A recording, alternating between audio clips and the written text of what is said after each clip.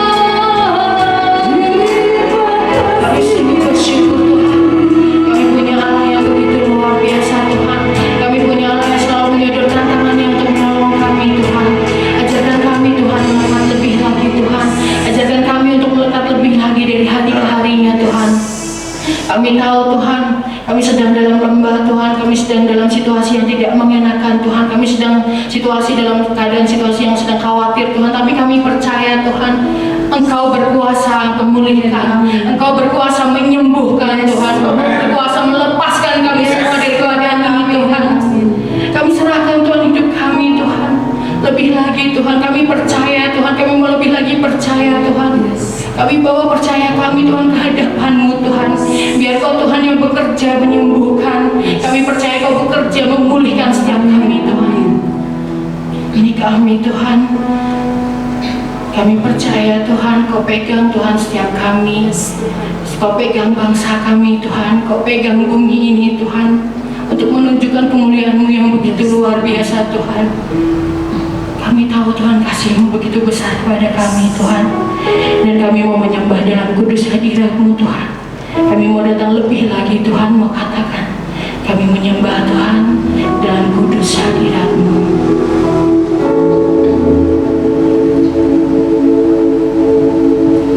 Terima kasih Yesus. Ini kami Tuhan.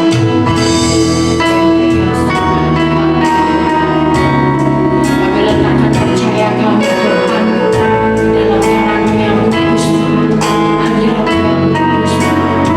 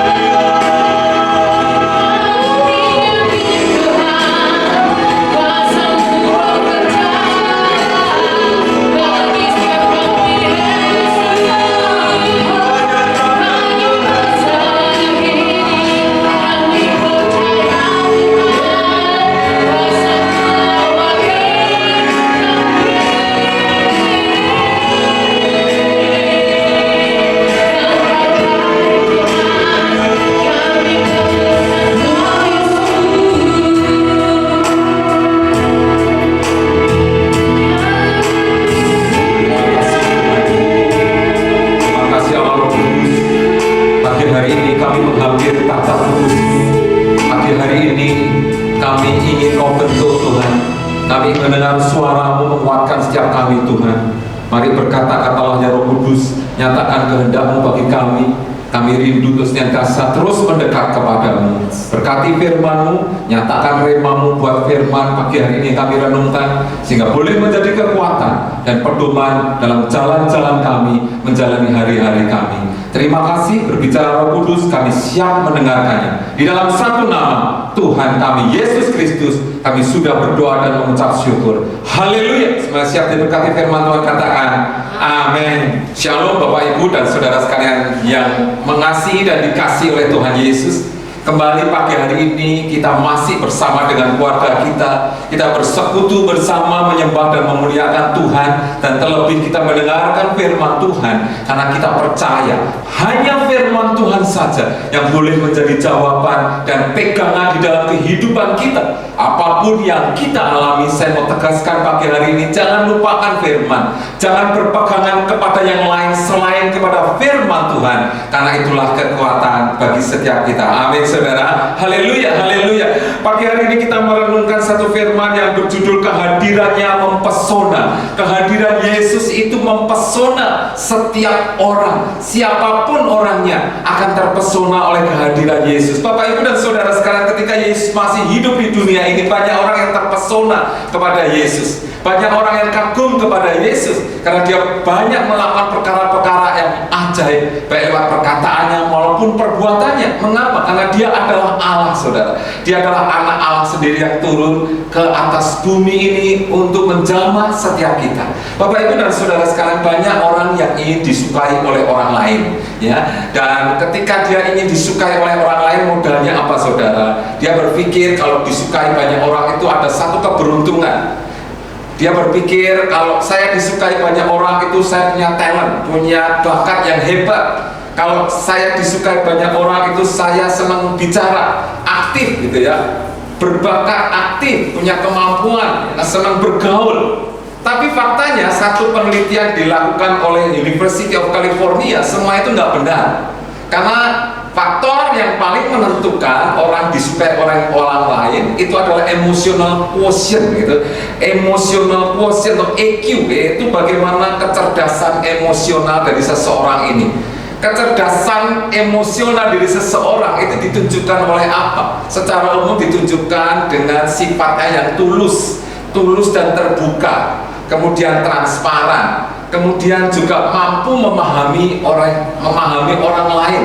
Ya, jadi yang ditunjukkan adalah sifat tulus dan terbuka, kemudian transparan ya, terbuka, dan juga kemampuannya di dalam memahami orang lain. Jadi bukan sifat-sifat yang saya sebutkan tadi, bukan suka bergaul, bukan pintar, bukan hebat bakatnya, tapi itu saudara, dan itu sungguh-sungguh luar biasa. Ya, kalau kita selidiki lebih lanjut, nanti kita akan lihat dan terapkan pada diri Tuhan Yesus dan Thomas secara khusus kita renungkan. Jadi apa sih sifat-sifat yang disukai oleh banyak orang itu? Yang pertama itu suka senyum saudara ya. Kalau seseorang suka senyum itu tandanya sukacita, itu tandanya bisa menerima apa adanya, itu namanya orang yang senyum. Yang kedua adalah orang yang suka mengajukan pertanyaan. Ketika omong-omong dengan orang, dialog dengan orang, mendengarkan orang ini fokus pada apa yang didengarkan, dan kemudian ditunjukkan fokusnya untuk mengajukan pertanyaan-pertanyaan yang berhubungan dengan apa yang diceritakan oleh orang tersebut.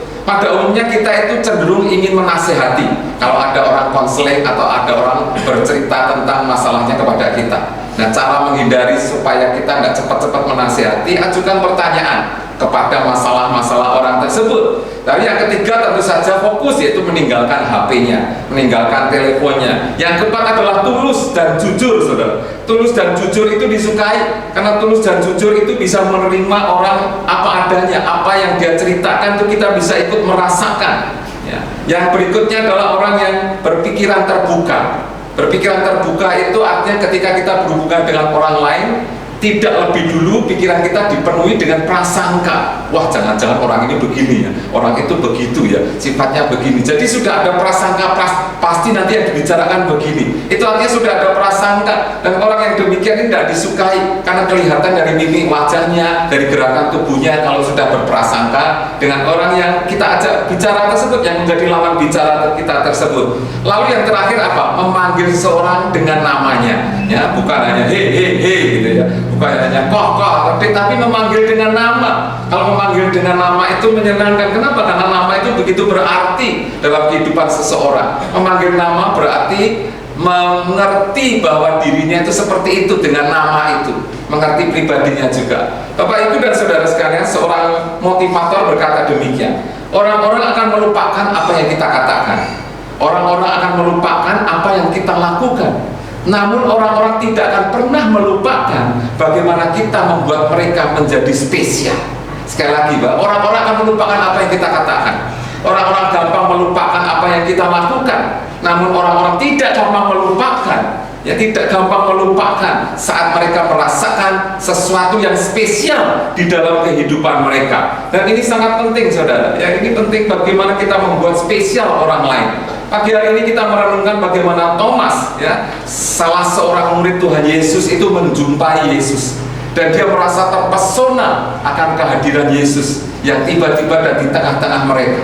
Dan justru kehadiran Yesus yang membuat terpesona hatinya Thomas ini merubah sesuatu perubahan yang besar di dalam hidupnya, yang membawa kepada kehidupan, bukan kematian tapi kehidupan. Saudara tahu, Thomas pada saat Yesus bangkit menjadi satu-satunya murid, ya, yang tidak percaya akan kebangkitan Tuhan Yesus. 10 murid lainnya sudah percaya, dalam tanda kutip percaya benar atau tidak tahu, tapi yang jelas dia berkata kepada Thomas, aku melihat guru sudah bangkit. Tapi Thomas berkata apa? Aku tidak percaya sebelum aku mencucukkan jariku dan tanganku ke dalam lambungnya. Artinya apa? Artinya Thomas melihat kebangkitan itu satu hal yang mustahil dalam pikirannya. Artinya apa? Artinya Thomas itu berpikir, murid-muridnya itu hanya halusinasi saja, murid-muridnya itu hanya menghayal saja. Mana mungkin orang yang sudah mati bisa bangkit lagi? Itu yang ada di dalam pikiran Thomas. Dan di dalam pikiran Thomas pun ada prasangka, nggak mungkin murid-muridnya itu begitu saja percaya, ya, tentang arti kebangkitan. Orang mati bisa bangkit kembali, dan itu satu masalah yang besar, saudara, bagi diri Thomas dan para murid yang lain. Tetapi pada waktu itu Yesus datang kepada dia, Yesus datang kepada muridnya, dan terlebih datang kepada Thomas. Dan Yesus berkata, berbahagialah mereka yang percaya sekalipun mereka tidak melihat. Kalau kita renungkan dari kalimat ini, nanti kalau kita baca Injilnya, kita bisa berpikiran bahwa sesungguhnya yang percaya pada saat itu, percaya sesungguhnya barulah Thomas saja. Kenapa? Karena Yesus berkata, ya, barang siapa, berbahagialah orang yang tidak melihat namun percaya. Berarti Yesus melihat murid-murid yang lain itu belum sungguh-sungguh percaya. Walaupun mereka melihat tapi belum sungguh-sungguh percaya. Namun itu juga membawa perspektif ke masa depan, bahwasanya Thomas akan disiapkan satu pelayanan yang indah. Bagaimana Thomas menjadi percaya, saudara? Dengan sentuhan, saudara, dengan menyentuh tubuh Yesus yang bangkit, menyentuh Tuhan sendiri, menjamah Tuhan sendiri, maka dia dibuat percaya. Ya, saudara sekalian, mari kita lihat bagaimana nanti Thomas akhirnya menjadi rasul yang hebat. Ya, sejarah mencatat Rasul Thomas ini menginjil sampai ke India. Dia mati sebagai martir di sana, dan tidak ada satupun dari kata-katanya ditulis dalam sejarah yang menghujat, yang kecewa kepada Yesus. Mari Bapak Ibu Saudara kita lihat kisahnya, yaitu di dalam Yohanes pasal 20 ayat 24 sampai dengan 29. Injil Yohanes pasal yang ke-20 ayat 24 sampai dengan 29. Yesus menampakkan diri kepada Thomas. Tetapi Thomas, seorang dari ke-12 murid itu yang disebut Didimus, tidak ada bersama-sama mereka ketika Yesus datang ke situ. Maka kata murid-murid yang lain itu kepadanya, kami telah melihat Tuhan. Tetapi Thomas berkata kepada mereka, sebelum aku melihat bekas paku pada tangannya, dan sebelum aku mencucukkan jariku ke dalam bekas paku itu, dan mencucukkan tanganku ke dalam lambungnya, sekali-kali aku tidak akan percaya. 8 hari kemudian murid-murid Yesus berada kembali dalam rumah itu dan Thomas bersama-sama dengan mereka. Sementara pintu-pintu terkunci, Yesus datang dan ia berdiri di tengah-tengah mereka dan berkata, "Damai sejahtera bagi kamu." Kemudian ia berkata kepada Thomas, "Taruhlah jarimu di sini dan lihatlah tanganku. Ulurkanlah tanganmu dan cucukkan ke dalam lambungku, dan jangan engkau tidak percaya lagi, melainkan percayalah." Thomas menjawab dia, "Ya Tuhanku dan Allahku." Kata Yesus kepadanya, "Karena engkau telah melihat aku, maka engkau percaya. Berbahagialah mereka yang tidak melihat, namun percaya." Amin. Bapak, Ibu, dan saudara sekalian terkasih, itulah kisah Thomas, salah seorang murid Tuhan Yesus. Saudara, yang pertama yang kita lihat di sini adalah bagaimana Thomas menjadi seorang murid yang tidak percaya. Dengan jelas tidak percaya. Ya, dia berkata, tetapi Thomas, seorang dari ke-12 murid itu, tidak ada bersama-sama mereka. Ayat 25, maka kata murid-murid itu, "Kami telah melihat Tuhan." Tetapi Thomas berkata kepada mereka, "Sebelum aku melihat bekas paku." Thomas menjadi seorang murid yang tidak percaya, walaupun 10 murid yang lain sudah menjadi saksi mata, sudah menyatakan itu dengan kata-kata mereka. Tetapi nampaknya Thomas membutuhkan satu sentuhan dari Tuhan sendiri, sentuhan kebangkitan yang khusus. Ya, Thomas menganggap bahwa teman-temannya ini tidak benar atau berdusta, saudara, atau berhalusinasi yang seperti saya katakan tadi. Maka argumentasi Thomas ini berdasarkan logika yang sebetulnya tidak tepat kalau logika itu dihadapkan kepada mukjizat, kepada Allah sendiri sang pencipta logika manusia itu. Namun itulah Thomas, karena dia ingin melihat dengan matanya sendiri. Saudara, apa tanggapan Yesus? Tanggapan Yesus begitu luar biasa. Yesus begitu bermurah hati, karena dia menyatakan langsung ketika dia hadir 8 hari kemudian, langsung dia berkata, seolah dia tahu apa yang menjadi kerinduan Thomas. "Thomas, taruhlah tanganmu dan jangan engkau tidak percaya lagi." Ini yang membuat Thomas kaget, saudara. Kok bisa Yesus tahu apa yang menjadi kerinduan hatinya, keinginan hatinya itu? Ya, dan kehadiran Yesus bagi Thomas itu sesungguhnya adalah satu kasih yang besar, karena Tuhan ingin Thomas tidak terus-menerus dalam keadaan keraguan, dalam ragu-ragu. Dan ragu-ragu itu namanya ketidakpercayaan, saudara. Saudara tidak percayakan Yesus yang mati dan bangkit, itu akan membawa kepada kematian. Dan Yesus tidak mau salah satu orang muridnya itu menjadi binasa karena tidak percaya kepada dia. Maka dia datang, dia memberikan tubuhnya, sentuhlah secara fisik. Supaya apa? Supaya engkau sungguh percaya, supaya Thomas hidup dan tidak mati. Karena tidak percaya, karena tidak ragu-ragu, karena ragu-ragu tadi, saudara. Oleh karena itu, saudara, apa yang kemudian Thomas lakukan? Dia terpesona kepada Yesus. Ya. Tidak ada satu bukti dan masih perdebatan di antara para ahli-ahli Alkitab. Apakah Thomas sungguh-sungguh memasukkan betul tangannya kepada tubuh Yesus, atau dia cukup terpesona dan akhirnya tidak jadi, saudara. Namun yang luar biasa adalah kehadiran Tuhan kepada Thomas itu murni kemurahan hatinya Allah saja. Bukan mengistimewakan Thomas, tapi sungguh-sungguh satu kemurahan Tuhan, satu rahmat ilahi. Karena Tuhan tidak ingin ada satu muridnya yang terhilang atau binasa. Dan satu pengakuan Thomas yang luar biasa, yang setelah kehadiran Tuhan ini, yang tidak mampu dia berkata-kata apalagi, kata-kata keras apalagi. Dia hanya berkata, "Ya Tuhanku, ya Allahku." Ini satu pengakuan yang jujur, yang tulus daripada seorang Thomas yang dulunya begitu keras menentang akan arti kebangkitan orang mati, saudara, di antara murid-muridnya. Hatinya menjadi luluh dan tidak bisa berkata apa-apa lagi.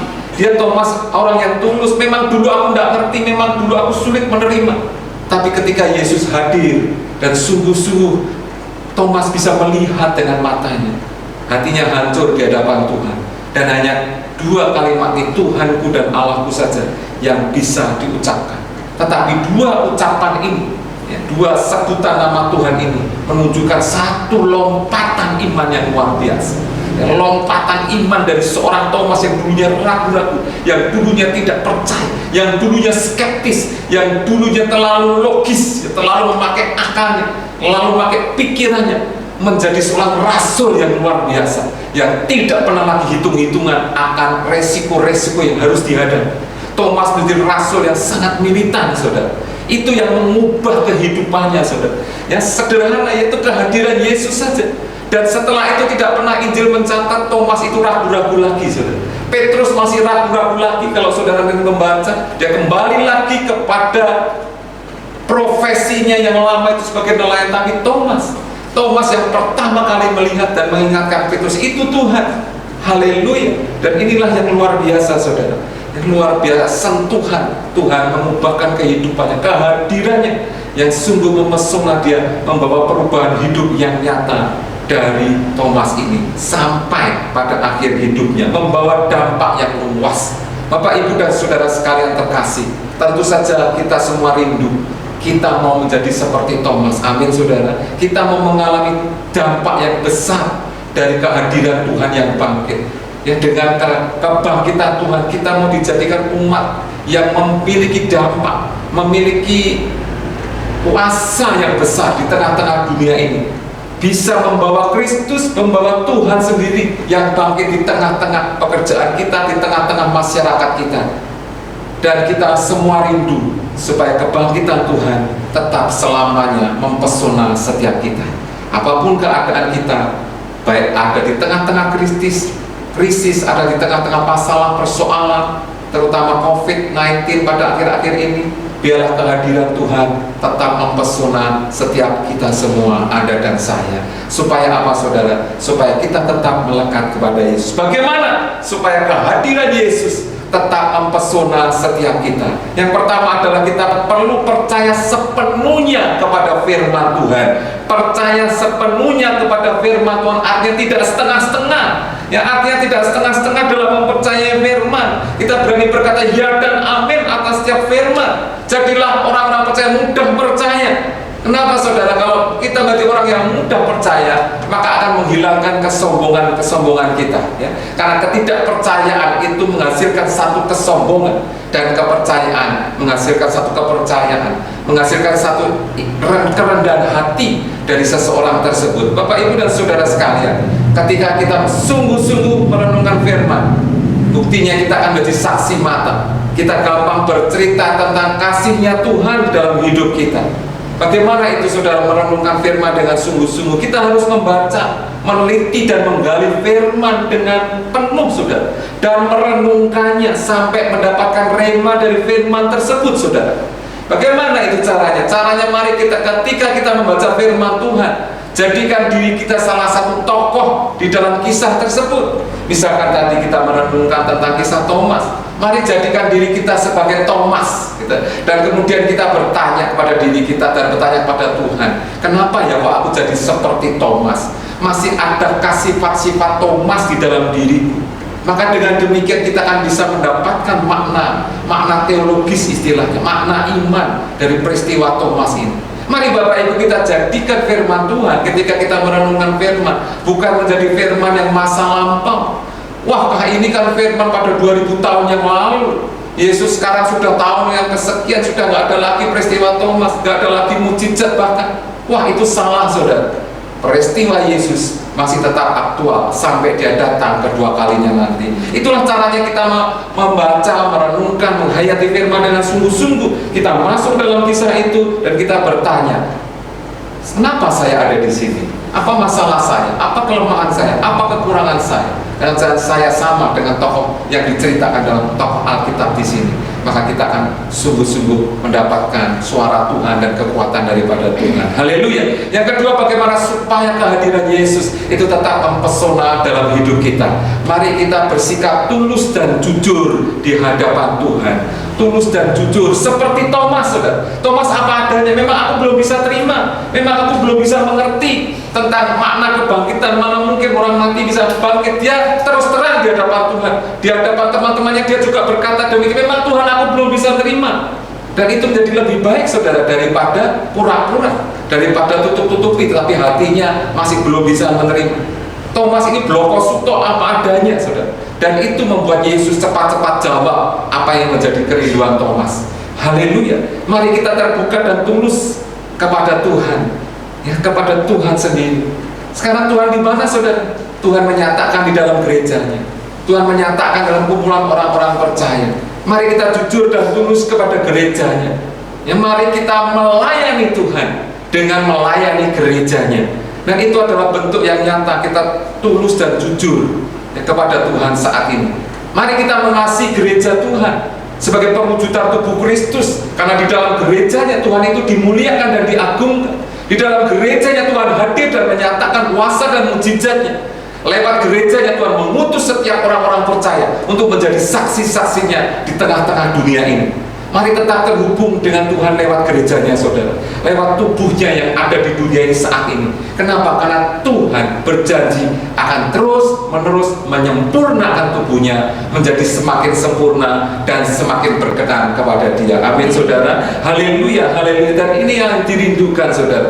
Mari kita supaya tidak menjadi orang yang sombong seperti Thomas, ya, kita jujur dan tulus melayani gerejanya, melayani saudara-saudara kita seiman, melayani dengan tulus. Yang ketiga, saudara, bagaimana supaya kehadiran Tuhan tetap mempesona bagi setiap kita. Alami kuasa mujizatnya dalam kehidupan setiap kita. Alami kuasa mujizatnya, saudara. Thomas pada awalnya skeptis, dia sangat logis, tidak percaya mujizat, saudara. Mungkin ketika Yesus membuat banyak mujizat semasa hidupnya, mungkin Thomas juga ragu-ragu. Thomas mungkin setengah percaya. Dan itu terbukti dari peristiwa kebangkitan ini. Dia tidak gampang percaya, saudara. Tetapi lewat jamaah dan sentuhan Tuhan, dia percaya kuasa dan mujizat Tuhan.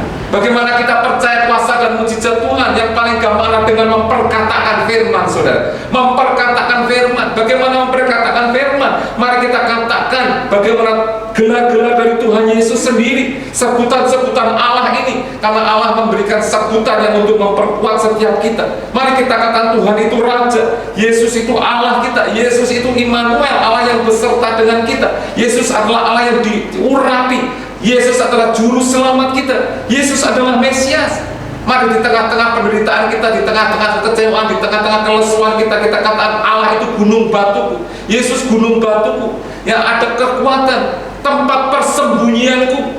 Allah itu kota bentengku, tempat aku bersembunyi. Benteng tidak mudah ditembus, saudara. Allah itu perlindunganku, di bawah kepak sayapmu aku berlindung. Itu semua dituliskan dalam firman Tuhan. Mari kita katakan, kita ucapkan firman itu. Yehova Rafa, Allah yang menyembuhkan. Yehova Eli, Tuhanku dan Allahku. Yehova Jireh, Allah yang memenuhi segala kebutuhanku. Yehova Nisi, Allah itu panji-panjiku ketika kita berperang, ya. Perlu panji-panji kemenangan, saudara. Yehova Sidkedum, Allah itu kebenaran. Yehova Salum, Yehova Roi, Yehova Syama, Yehova Gibor. Allah menjamah setiap kita, menyertai setiap kita. Allah panglima perang setiap kita. Apapun situasi yang kita alami, mari perkatakan nama Tuhan ini. Maka nama Tuhan akan melindungi setiap kita. Bukankah nama itu sangat berarti bagi yang memilikinya? Ketika kita memanggil nama seseorang, berarti kita menyenangkan orang tersebut. Demikian juga ketika kita memanggil nama Allah, pasti Allah disenangkan. Dan ketika Dia disenangkan, Dia akan hadir dengan kekuatan kuasa-Nya menyertai setiap kita. Amin, saudara. Yang kedua, bagaimana kita alami kuasa dan mujizat? Kita perlu menjamah Tuhan, perlu menyentuh Tuhan, perlu memandang kepada Tuhan. Seperti Thomas menjamah Tuhan. Tuhan izinkan tubuhnya dijamah. Dan saat ini pun Tuhan tetap izinkan setiap orang percaya menjamah Tuhan, jamah tubuhnya, ya, pandang wajahnya, pegang tangannya. Itu menjadi iman kekuatan kita.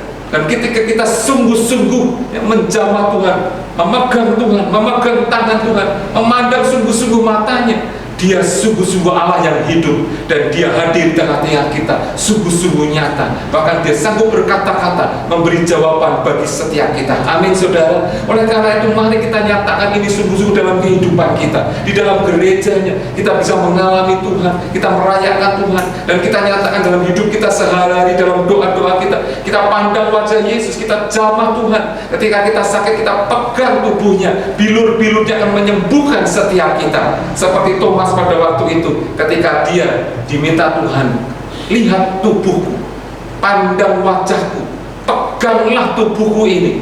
Jangan kamu tidak percaya lagi, namun percayalah. Dan itu cukup untuk mengubah Thomas yang skeptis, yang ragu-ragu, yang sangat logis menjadi seorang yang militan, yang di dalam mengikut Tuhan Yesus Kristus. Haleluya. Ini adalah kebenaran yang kita renungkan pagi hari ini, Bapak Ibu Saudara. Kebenaran Paskah bagi kita semua. Bagaimana kehadirannya bisa mempesona Thomas, juga bisa mempesona Anda dan saya. Amin, saudara. Mari panggil Yesus dengan namanya. Ya, orang itu senang dipanggil namanya. Demikian juga Yesus punya nama, punya gelar, panggil dia, maka dia akan disenangkan dan berkat-berkatnya akan turun bagi setiap kita. Pesan Tuhan pagi hari buat setiap kita, jangan tidak percaya, tetapi percayalah. Amin, saudara. Setiap masalah atau krisis itu akan membentuk kita menjadi semakin bertumbuh, semakin indah, semakin sempurna di hadapan Tuhan. Oleh karena itu jangan takut krisis, ya.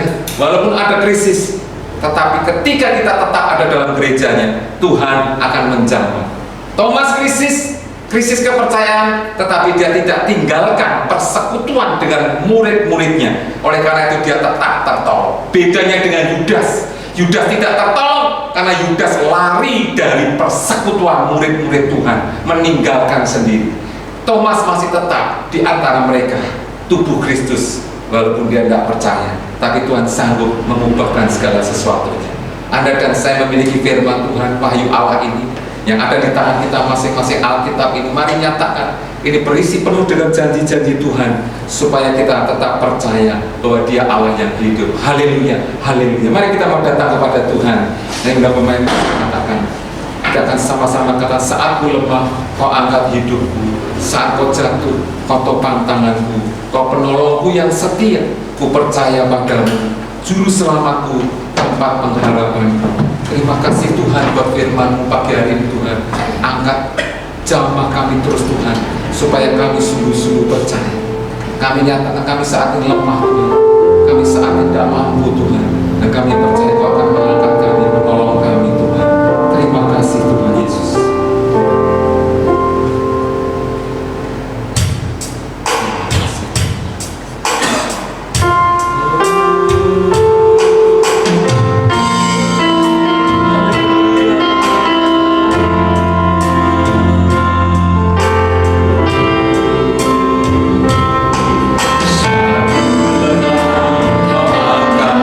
Hidupku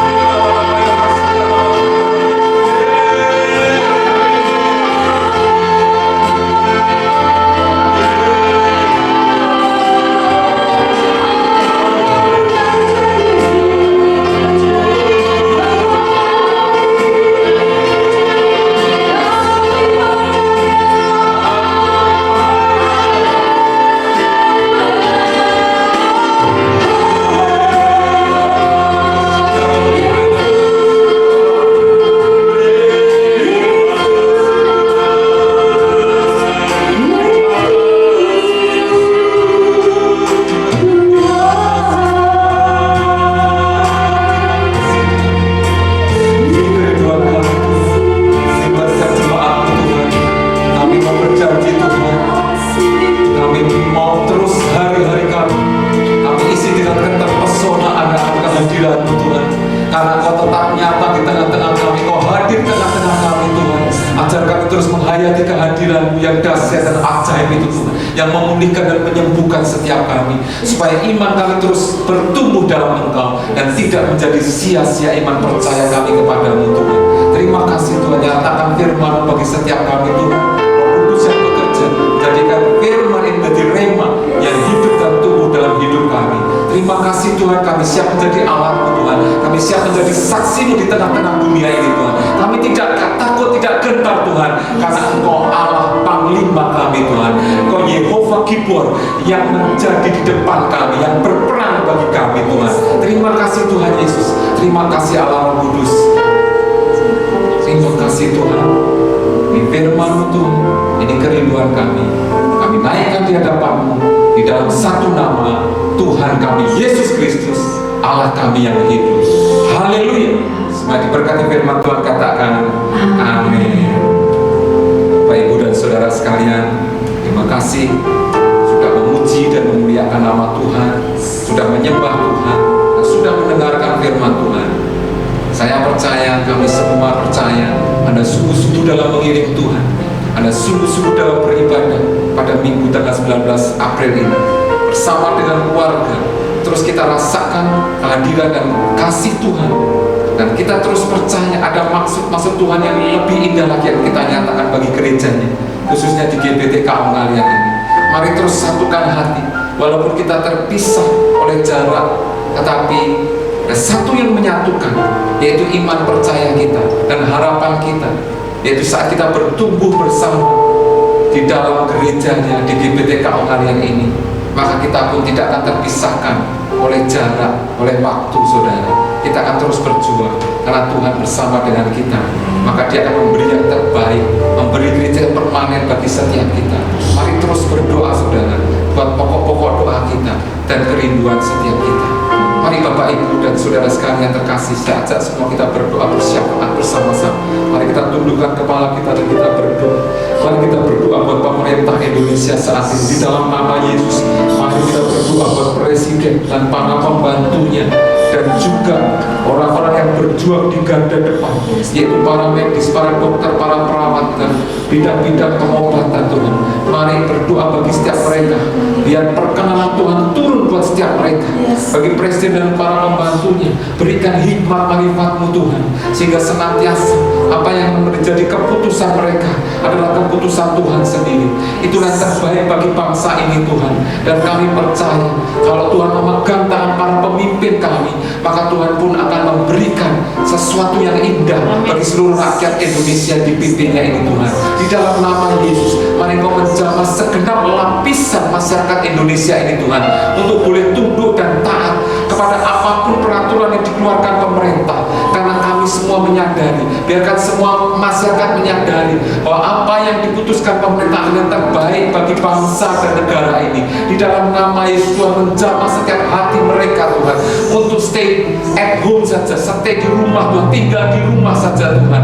Di dalam nama Yesus kami percaya Tuhan, kami percaya Tuhan, pada saatnya nanti Tuhan akan mengusir virus COVID ini keluar dari bumi Indonesia. Di dalam nama Yesus, ketika kami semua sepakat, terlebih orang-orang percaya bersepakat merendahkan diri dan berdoa, maka Tuhan akan mendengarkan doanya Tuhan. Di dalam nama Yesus kami berdoa, virus COVID akan segera pergi. Amin.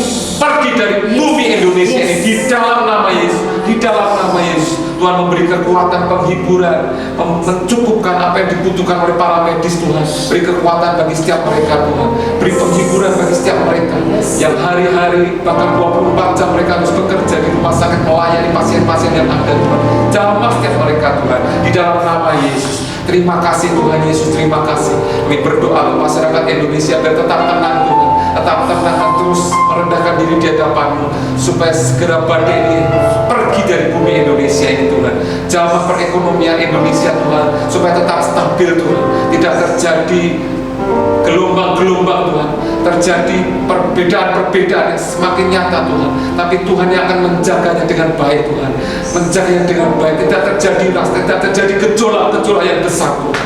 Terima kasih di dalam nama Yesus, Tuhan yang menjagainya Tuhan. Terima kasih Tuhan Yesus, terima kasih Tuhan. Kami berdoa untuk pasien-pasien yang sedang sakit saat ini, baik ODP, PDP maupun yang sudah positif. Mari Tuhan menjamah Tuhan, di dalam nama Yesus Tuhan sembuhkan, di dalam nama Yesus Tuhan sembuhkan dan pulihkan Tuhan. Oh, di dalam nama Yesus, jangan ada lagi stigma-stigma di masyarakat Tuhan. Jangan lagi pikiran-pikiran prasangka-prasangka negatif bagi para saudara-saudara kami ini Tuhan. Setelah sembuh dari corona ini, dalam nama Yesus, semuanya yang indah saja dari Engkau yang mengisi pikiran kami Tuhan. Biarlah pikiran-pikiran positif Tuhan, pikiran-pikiran firman dan kebenaran Tuhan tetap ada dalam pikiran kami. Kami optimis berpegang pada janji-Mu Tuhan yang melindungi dan memproteksi setiap kami. Terima kasih Tuhan. Kami juga berdoa buat gereja GBTK Pengalian Tuhan. Mari jamaah setiap jemaat yang ada Tuhan, yang saat ini sedang berdoa, bersekutu, beribadah bersama dengan keluarga mereka masing-masing. Proteksi keluarga mereka, lindungi keluarga mereka masing-masing Tuhan. Tuhan Allah Yehova Jireh yang mencukupkan setiap kebutuhan mereka, keperluan mereka. Tuhan yang mencukupkan Tuhan. Di dalam nama Yesus tidak ada satupun anak-anak Tuhan yang kekurangan saat ini Tuhan. Tuhan yang memelihara mereka dengan ajaib dan dahsyat. Di dalam nama Yesus berkat-Mu mengalir Tuhan. Terima kasih Tuhan, terima kasih Tuhan. Kami juga berdoa untuk proses perizinan IMB legalitas gereja kami yang baru Tuhan. Mari Tuhan terus mengiring Tuhan, Tuhan pimpin Tuhan, biar kehendak Tuhan yang terjadi Tuhan, dan kami boleh tepat waktu dalam membangun gereja-Mu ini Tuhan. Di dalam nama Yesus, di dalam nama Yesus, Tuhan mengiringnya dengan indah dan baik Tuhan. Ini doa kami Tuhan, ini kerinduan kami di hadapan-Mu Tuhan. Kami percaya Engkau mendengarkan Tuhan. Bahkan Engkau menjawab setiap doa kami Tuhan, baik yang sudah kami katakan maupun yang belum masih dalam hati kami. Engkau mendengarkan setiap doa-doa yang dinaikkan oleh anak-anak di rumah mereka masing-masing Tuhan. Dalam persekutuan dan ibadah mereka, Tuhan mengabulkan setiap doa mereka. Terima kasih Tuhan Yesus, terima kasih. Mari Bapak Ibu bersama-sama kita berdoa ya Bes. Kiranya Tuhan memberkati kami dengan berlimpah-limpah. Haleluya, haleluya. Terima kasih Tuhan.